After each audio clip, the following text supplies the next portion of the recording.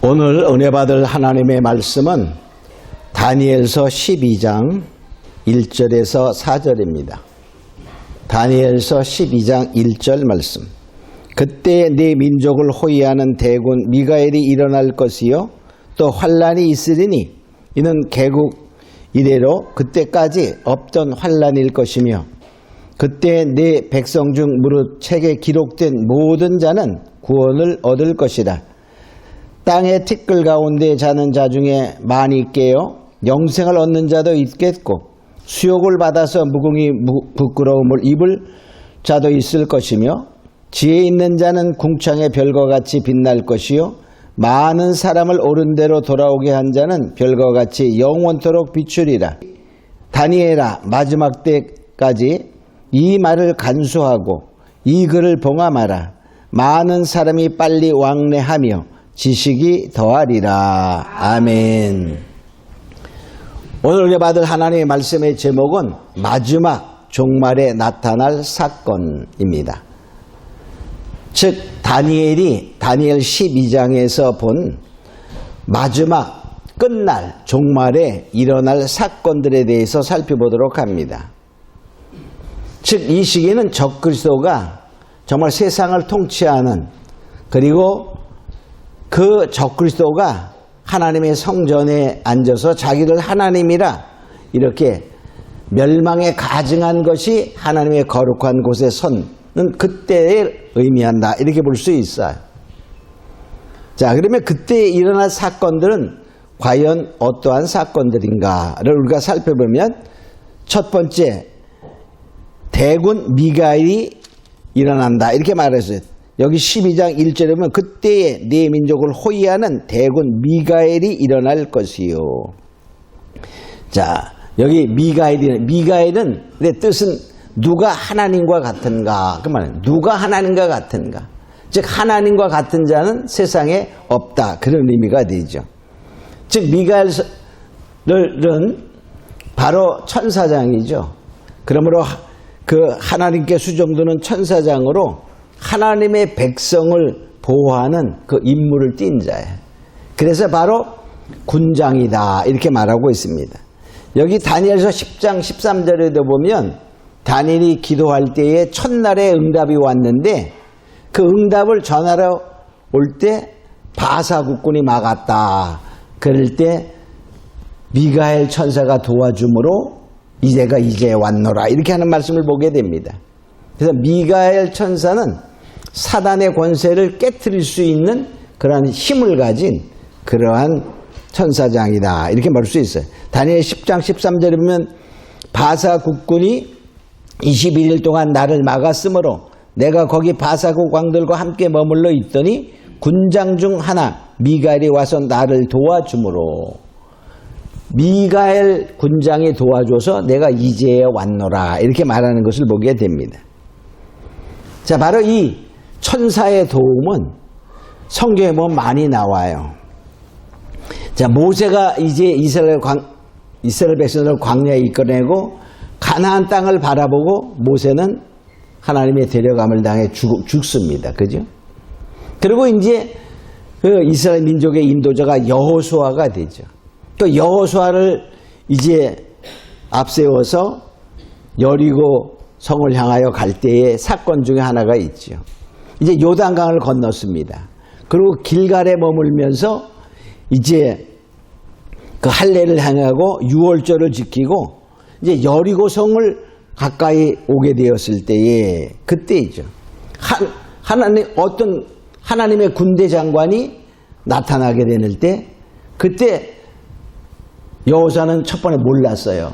근데 그가 누구냐고 물을 때, 넌 적의 편이냐 우리 편이냐 이렇게 물어볼 때 하나님의 군대 장관으로 왔다, 이렇게 말합니다.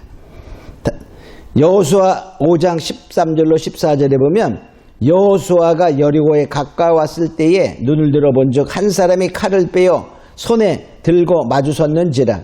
여호수아가 나아가서 그에게 묻되 너는 우리를 위하느냐 우리의 대적을 위하느냐. 그가 가로되 아니라 나는 여호와의 군대 장관으로 이제 왔느니라. 여호와의 군대 장관으로 와서 왜 왔죠? 여호수아를 돕기 위해서, 이스라엘 백성들을 돕기 위해서 왔다 이렇게 말합니다. 즉 하나님의 군대 장관이 여호수아 눈에는 보였어요. 그죠? 그래서 결과적으로 여리고성이 정말 함락되는 그러한 놀라운 하나님의 역사가 있게 되는 것을 보게 되죠. 거기에는 사람들이 한 것 같지만 바로 거기에 천사의 놀라운 역사가 있었다는 걸 알 수 있어요. 또 유다왕 히스기야 왕 때에 정말 아수르 군대가 물밀듯이 쳐들어와서 정말 이제 나라가 망하느냐 말은 그런 위기 속에 있을 때 히스기야 왕이 정말 성전에서 기도합니다. 응? 그 아수르의 왕이 보낸 편지를 들고 놓고서 막 기도해. 그럴 때 하나님께서 약속합니다. 내가 보호하리라. 이 예루살렘을 보호하리라. 근데 그리고 뭡니까? 아수르의 군대가 하루 저녁에 전멸당합니다. 이사야 37장 36절에 보면 여호와의 사자가 나가서 아수르 진중에서 18만 5천을 쳤으므로 아침에 일찍 일어나 본즉 시체뿐이라. 그러니까 군대가 18만 5천이 그대로 하루 저녁에 싹 죽어요. 어떻게 죽였는지 몰라. 그는 하나님의 능력이니까 하나님은 어떨까요? 순간적으로 다 하실 수 있어요. 왜? 전능자이기 때문에. 그냥 만일 그 지역에 산소를 흡입해가지고 만일 5분만 흡입해봐. 그냥 죽는 거야. 그죠? 하나님은 그까짓 거 얼마든지 할 수 있습니다. 또 우리 신약에 오면 사도 베드로가 이제 감옥에 갇혀요. 헤롯 왕이 이제 야고보를 죽이고 이제 베드로도 죽이려고 합니다. 근데 베드로는 쇠사슬에 묶여서 이제 잠을 자고 있죠. 근데 천사가 와서 그를 만나는 순간에 쇠사슬이 싹 풀어집니다. 그 지나가도 옥을 지키는 자들이 상당히 많았는데 아무도 몰라요. 또 성벽 밖으로 나가는 길을 통하는 쇠문이 걸려 있는데 쇠문도 저절로 열립니다.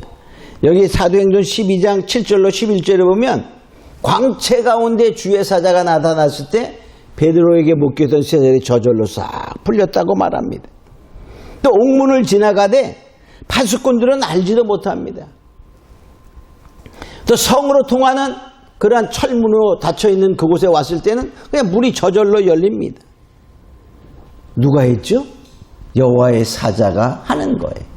즉 천사가 하는 거예요.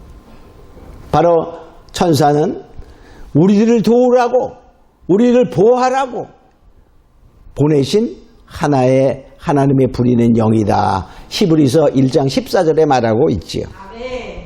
자, 그러니 우리는 뭡니까? 하나님의 속한 자만 되면 하나님의 그 천사들, 그 군장은 미가엘이죠.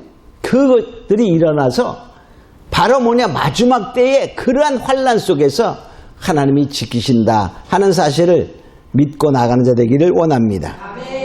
자, 두 번째로 보면 개국 이래로 없던 큰 환난이 있다 이렇게 말하고 있어요. 여기 12장 1절에 보면 환난이 있으리니 이는 개국 이래로 그때까지 없던 환난일 것이며. 자, 환난이 있는데 개국 이래로 나라가 선 이래로 없던 환난이다 이렇게 말하고 있어요. 마지막 때의 7년 대환난, 즉 1260일 동안과 짐승의 통치 42달 또는 42달을 한때 두때 반때 이렇게 표현도 하지요. 자, 그런 7년 대환난 기간 동안에는 이 환난은 창세 이후로 없던 환난이다 이렇게 말해요. 예수님도 말씀하시기를 마태복음 24장 21절에 이렇게 말해요. 이는 그때에 큰 환난이 있겠습니다. 창세로부터 지금까지 이런 환난이 없었고 후에도 없으리라. 그러니까 이 마지막 7년 대환난은 지금까지도 없었고 이제 그 후에도 없다는 거야. 바로 마지막이며 지금까지도 없었던 큰 환난이 온다 하는 것이죠. 자, 세 번째, 책에 기록된 모든 자는 구원을 받습니다. 여기 12장 1절에 보니까 그때에 네 백성 중 무릇 책에 기록된 모든 자가 구원을 얻을 것이라. 하나님의 책, 즉 여기서는 생명책을 의미하게 됩니다. 생명책에 기록된 자는 다 구원을 얻는다. 그러니까 생명책에 기록되지 못하는 자가 있다는 거예요. 그러니까 하나님의 백성이라 일컫는 자 중에도 생명책에 기록되지 못할 자가 있어요. 그러니까 기록된 자가 있고 기록되지 못. 즉 오늘날로 말하면 교회 다닌다, 교인이다 하는 사람 중에 생명책에 이름이 있는 자도 있고 이름이 아직 기록되지 못한 자도 있다는 거예요. 그러니까 그때 환란이 있을 때 생명책에 기록된 자는 모두 구원을 얻는다 이렇게 말하고 있습니다. 그러니까 생명책에 기록되지 못한 자는 빨리 기록돼야 되죠. 그죠? 그러니까 기록되지 못하면 구원받기 어렵다 하는 사실을 알 수 있어요. 하나님은요, 아모스 9장에 보면 정말로 그 마지막 환란은 피할 수 없는 환란이다 이렇게 말하고 있어요. 누구도 피할 수 없는 환란. 그런데 하나님이 알곡이 되면 하나님은 기억하고 하나도 떨어뜨리지 않는다 이렇게 말합니다. 아모스 9장 9절에 보면 내가 명령하여 이스라엘 족속을 만국 중에 체질하기를 곡식을 체질함같이 하리니. 그러니까 이스라엘 족속은 오늘날 말하면 성도를 말하는 거예요.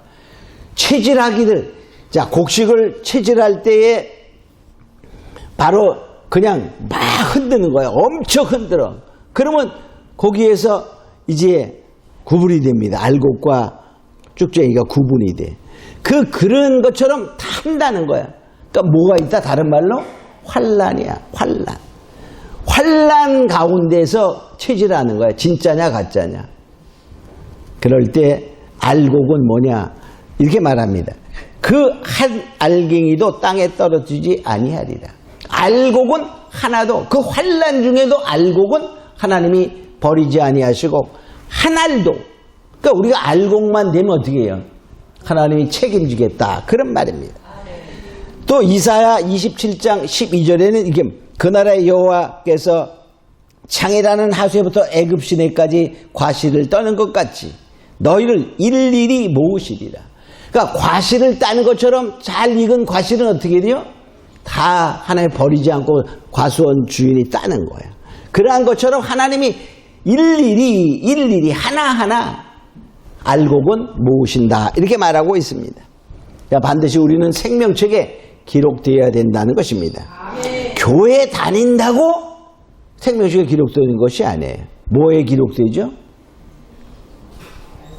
아직 뱃속에 있어. 뱃속에 있는 애 가지고 가서 호적에 올려주세요. 동회에 가서 말하면 올릴까 안 올릴까? 안 올려줍니다. 뭐 해야 돼? 세상에 나와야 돼. 그렇죠? 마찬가지로 우리가 영으로 거듭난 자가 하늘의 생명책에 기록되는 것입니다. 아멘. 반드시 거듭난 자에게 예수님으로 축원합니다. 아멘. 우리는 잘못 생각하고 다 거듭난, 교회 다닌 거듭난 줄 알아요.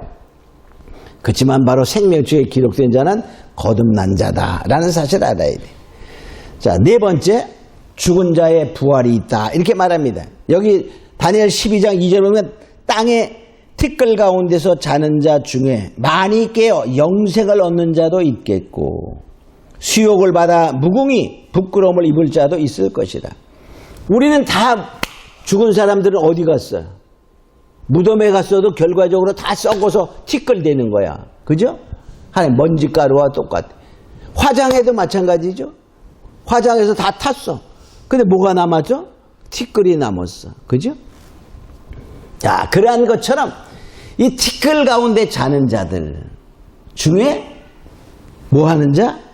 깨어나 영생을 얻는 자가 있다. 그런 말. 근데 여기서는 영생을 얻는 자도 있고 또 부끄러움을 얻는 자도 있다. 이렇게 포괄적으로 말했지만 이 마지막 때에 환난 후 주님이 오시는 그때에 깨어날 자는 우리가 많이 공부했죠. 첫째 부활이다. 즉 순교자의 부활. 순교자의 부활이요 첫째 부활이다. 이렇게 말하고 있습니다. 바로 이럴 때 마지막 환난 후에 주님 오시는 그때에 부활하는 자들이 있다는 것이죠. 자, 다섯 번째, 지혜 있는 자가 일어나면, 지혜 있는 자. 여기 12장 3절에 보면 지혜 있는 자는 궁창의 빛과 같이 빛날 것이요, 많은 사람을 옳은 대로 돌아가게 한 자는 별과 같이 영원토록 비추리라. 지혜 있는 자들이 일어납니다. 지혜 있는 자. 그럼 지혜 있는 자는 여기 보니까 뭐라고 말하고 있어? 첫 번째, 궁창의 빛과 같이 빛을 냅니다.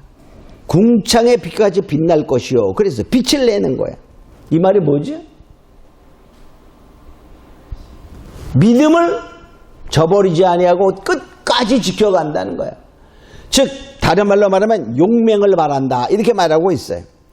여기 다니엘 11장 32절에 보면 그가 또 언약을 배반하고 악행하는 자를 규율로 타락시킬 것이나, 그러니까 그 악한 자들이 사람들을 믿음에서 떠나 타락시키는 그때에, 그 말이에요. 오직 자기 하나님을 아는 백성은 강하여 용맹을 바라리라. 그러니까 하나님을 아는 자, 하나님을 만난 자, 하나님을 경험적으로 만나서 아는 자는 반드시 뭐냐? 용맹을 바란다는 거야. 그래서 용맹을 바란다는 것은 절대로 믿음을 꺾이지 아니하고 믿음을 지켜나간다 하는 것입니다. 그래서 빛나는 거예요. 우리 주기철 목사님이 빛납니까? 일제시대에 막 발표할 때 보면은 주기철 목사님이 빛나요? 신사 참배한 사람들이 빛나요? 지금 우리가 누구를 믿음의 모델로 삼는다고 말할 수 있겠어요? 주기철 목사님이야. 죽음을 각오하고 그 고문과 고통을 견디며 믿음을 지켜난 그 용맹을 바란 그런 자, 하나님 앞에 빛나는 자가 된다는 것입니다. 또 두 번째는 사람들을 옳은 대로 돌아오게 합니다. 여기 보니까 많은 사람을 옳은 대로 돌아오게 한 자는, 그렇게 말해. 여기 그 상황 속에서 뭐가 되냐면, 하나님이 허락한 기간 동안에 다니엘 11장 13절에 보면 백성 중에 지혜로운 자가 많은 사람을 가르칠 것이나, 많은 사람을 가르치는 거야. 가르쳐서 뭐죠? 이 환난을 이겨라, 믿음을 버리지 말라, 이러한 것을 가르치는 거예요. 지금도 마찬가지라고 볼 수 있어요. 그런 상황이 될 때 믿음을 지킬 것인가, 그렇지 않으면 세상과 타협하며 나갈 것인가. 세상과 타협하면 얼마나 믿기가 쉬운지 몰라요. 그죠? 지금도 마찬가지로 세상과 타협하며 살면서 믿음을 가지면 너무나 믿기가 쉬워. 그죠? 그러다 보니까 뭐죠? 빛이 아니라 어둠의 자식들이 되는 거예요. 응? 그래서 바로 뭐냐? 지혜 있는 자가 일어나서 믿음을 끝까지 지킬 수 있도록 바른 길로 가르친다, 그렇게 말하고 있어요. 근데 환난이 없다 그러면 어떻게 되는 거예요? 환난이 없다 그러면 얼마나 믿기 쉬워. 그죠? 그냥 믿다가 그냥 교회만 잘 나오고 헌금 잘하고 막 그러면 주님 오실 그때 뿅 올라간다고? 환난 없어. 그런 자가 하나님 보시기에 보면 거짓 선지자가 되는 거예요. 그러니까 마지막 때 많은 거짓 선지자가 나오리라, 그런 중에 한 부류가 된다는 것입니다. 하나님이, 성경이 환난이 있다라고 말하는데 그 누구도 피할 수 없는, 하나님이 피하게 하고 보호하지 않으면 살아남을 수 없는 그러한 환난이 있다라고 성경은 계속적으로 말하는데, 환난 없다, 성도에게는 환난 없다, 환난 전에 다 올라간다, 그렇게 말하면 얼마나 듣기는 좋아. 그죠? 그런 교회 다니는 사람은 참 좋을 것 같아. 그죠? 믿기 편안하니까. 근데 나중에 되면 사기당했네, 이걸 알 수 있다는 거죠. 자, 세 번째, 지혜 있는 자는 바로 일어나는데 영원한 보상이 있습니다. 여기 보니까 별과 같이 영원토록 빛나리라. 자, 뭐하죠? 별과 같이 빛나는, 즉 하늘에서 빛나는, 즉 하나님의 영광의 보상을 받게 된다는 것이죠. 자, 여섯 번째로 여기 빠른 왕래와 지식을 더합니다. 여기 다니엘 12장 4절이면 다니엘아 마지막 때까지 이 말을 간수하고 이 글을 봉함하라. 많은 사람이 빨리 왕래하며 지식이 더하리라. 많은 사람이 빨리 왕래하며 지식이 더하리라. 여기에는 두 가지의 의미가 있어요. 자, 실제적으로 교통이 발달돼서 빨리 왕래하죠. 지금 엄청나게 빨리 왕래하죠. 옛날에 만일에 여기에서 우리가 어렸을 때만 해도 급행열차가 있고 완행열차가 있어요. 완행열차는 여기서 부산까지 가려면 13시간씩 걸려. 역마다 쓰는데 그냥 축축 푹푹 이렇게 해가지고 가가지고서 역마다 또 쓰는 거야. 근데 급행은 조금 빠른데 안 서. 쓰는 데가 적어. 그러니까 좀 빨리 가. 그래도 많이 걸리지. 지금처럼 빨리 왕래하는 그러한 그 상상도 못했어요. 상상도. 근데 실제는 지금도 뭐죠? 이 비행기도 빠르지만은 이제 더 빨리 가는 그러한 것을 한 아주 미사일 쏘듯이 로켓을 타고 로켓 속도로 가는 거를 지금 막 개발하려고 하고 있잖아요. 야, 엄청 그러한 또 우리가 우주선 같은 거를 보세요. 얼마나 속도가 빨라. 그죠? 음속 이상으로 막 달려가잖아. 우리나라도 이 비행기 같은 거 전투기 만들면서 엄청난 그 속도로 가는 그러한 비행기들을 지금 생산하고 있잖아요. 자, 또 뭐냐? 생명체에 도전하잖아요. 의학적인 과학의 발달이 생명체를 우리가 만들어내는 그러한 단계에 가고 있죠. 또 뭐냐? 우주에 우리가 가서 살자 하는 그런 우주 개발 도전을 하고 있는 그런 시대입니다. 그만큼 발달한다 이렇게 실제로 우리가 성경도 말하고 있어요. 오바다서 1장 4절에 보면 내가 독수리처럼 높이 오르며 별 사이 깃들지라도 내가 거기서 너를 끌어내리라. 나 여호와가 말하였느니라. 사람들이 나중에 그 환난을 피해서 별들 사이에 깃든다. 그러니까 별들 사이로 도망가는 거야. 누구도 피할 수 없는 환난 가운데 있으면서 사람들이 말해. 자, 아모스서에 보면은 정말 바다 밑에 산 꼭대기에 하늘 꼭대기에 도망가도 하나님이 끌어내리고 갈멜살 꼭대기에 올라가도 바다 밑에 숨어도 하나님의 환난을 피할 수 없다라고 말하고 있어요. 아모스 9장 3절에는 내 눈을 피하여 바다 밑에 숨을지라도 내가 거기서 뱀을 명하여 물게 할 것이라. 바다 밑에 숨는 거는 뭐 쉽죠, 그죠? 잠수함 타고 숨을 수도 있어, 돈 있는 사람들은.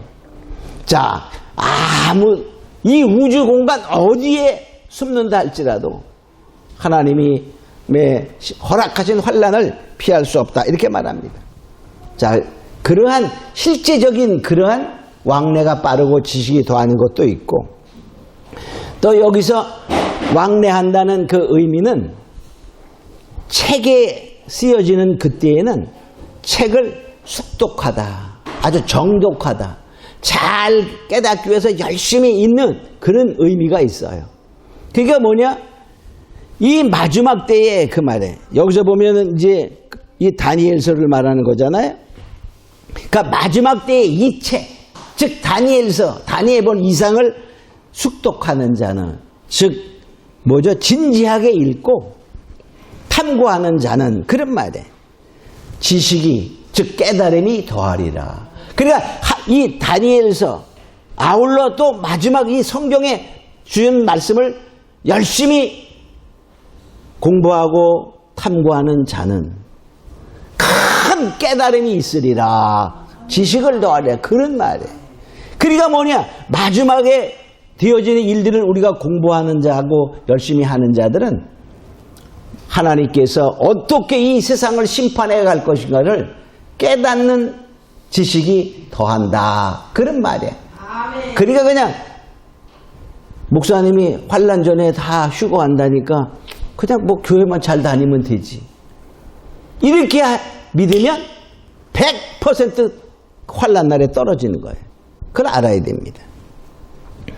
자, 7번째로 성도의 권세가 다 깨어진다. 이렇게 말하고 있어요. 성도의 권세가 다 깨집니다. 이 말은 뭐냐? 성도, 진짜 성도는 그 시대가 되면 이 지상에서 하나님의 절대적인 보호가 없이는 살 수 없는 세상 된다. 그 말이에요. 아멘. 성도란 이름 가진 사람은 이 사단이 통치하는 42달 동안에는 한때 두때 반때죠. 그때는 살 수 없는 세상이 된다. 그런 의미야. 여기 다니엘서 12장 7절에는 반드시 한때 두때 반때를 지나서 성도의 권세가 다 깨어지기까지. 성도의 권세가 다 깨어진다는 말은 성도는 살 수 없다. 그런 말이에요. 그렇게 되면 이 모든 것이 다 끝나리라. 그러니까 42달 통치 기간 동안에 그 한때 두때 반때 42달 통치 기간은 성도는 그 세상에서 살 수 없다. 그런 말이에요. 그래서 하나님이 뭐하죠? 그때 살아남은 성도들은 예비주에 특별히 보호하셔서, 즉 천사들의 보호막 속에서, 할렐루야. 그러니까 그 장소가 어디다 이렇게 말하면 이단되는 거야. 그래서 옛날에 그런 것이 많아서 계룡산으로 모이자 막 그렇게 한, 응? 박명호라는 사람은 지금 막 그래가지고 지금 브라질로 도망가 있잖아. 그 원주에서 시작해가지고 저기 속리산으로 갔다가 그 다음에 지금 브라질로 가서 많은 성도들이 또 쫓아갔어요. 거기서 그 왕국을 이루고 살아. 그가 주장한 것이 창기의 십자가야. 창기의 십자가. 근데 거기에 그런 이단에 빨려들면, 그러니까 뭐죠? 정확히 모르니까 그냥 빨려 들어가는 거예요. 우리 이것을 알고 정말 빨리 왕래하며 지식이 더하려는 것을 개인적으로 이 다니엘서나 그 외에 종말에 또는 성경 전체의 말씀을 잘 탐구하고 숙독하면 뭐 한다고? 우리가 마지막 때를 깨달아 살아갈 수 있는 지혜를 더하는 축복이 있기를 예수님으로 축원합니다. 우리 그렇게 알고 이제 더욱더 믿음의 사람, 성경을 열심히 읽는 자요, 말씀을 깨닫기를 기도하며 탐구하는 자가 되겠다 하는 마음을 가지고 우리 잠깐 기도합니다. 고마르고 하신 아버지 하나님 감사합니다. 이제 우리가 다니엘 12장을 통하여 마지막 때에 일어나는 사건들을 살펴보았습니다. 이제 우리는 더욱더 정말 이 말씀을 숙독하고 지식이 더하는 자가 되어 믿음의 사람, 마지막을 반드시 주님의 보호함을 받고 이기는 자가 되게 하여 주시옵소서. 감사하고 믿사하며 예수님의 이름으로 기도합니다. 아멘.